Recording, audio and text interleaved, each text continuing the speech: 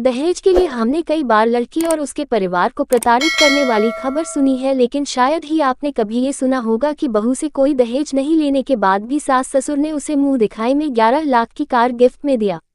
अब तक आपने भारी भरकम दहेज देने और लेने के किस्से कहानियां सुनी होगी या फिर देखी भी होगी, लेकिन अब हम आपको एक ऐसी खबर दिखाने जा रहे हैं जो दहेज लेने वालों के मुंह पर तो करारा तमाचा है ही, बल्कि साथ ही साथ बहू को बेटी के रूप में मानने की एक मिसाल भी है।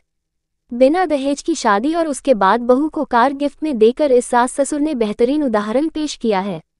दरअसल रामकिशन के इकलौते बेटे रामवीर की शादी अलवर के गोहाना गांव की इंशा के साथ हुई। इंशा बीए सेकेंड ईयर में पढ़ाई कर रही है तो रामवीर भी एमएससी कर रहा है। शादी के वक्त इंशा के माता पिता ने अपनी बेटी को ठाट बाट से न केवल विदा किया बल्कि रामकिशन के परिवार को दहेज की पेशकश भी की, लेकिन रामकिशन ने कहा कि आप अपनी बेटी, जो एक अनमोल धन है, वो हमें दे रहे हैं, इसके अलावा कुछ नहीं चाहिए।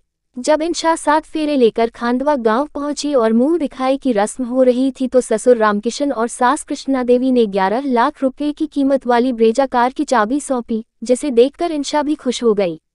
दोनों सास ससुर ने कहा कि वे घर में बहू नहीं लाए बल्कि बेटी लाए हैं, जिसके लाड चाव बेटी की तरह करेंगे। इंशा ने भी इसे अपनी खुशकिस्मती बताया। इस मौके पर वर वधू को बधाई देने के लिए सूरजगढ़ विधायक सुभाष पुनिया भी पहुंचे, जिन्होंने समाज का संदेश देने वाला पल बताते हुए कहा कि इस तरह के संदेश ही दहेज जैसी कुरीतियों से समाज को मुक्ति दिलाएंगे। जब हम बहुओं को बेटी मानने लगेंगे तो समाज में सकारात्मक परिवर्तन होंगे।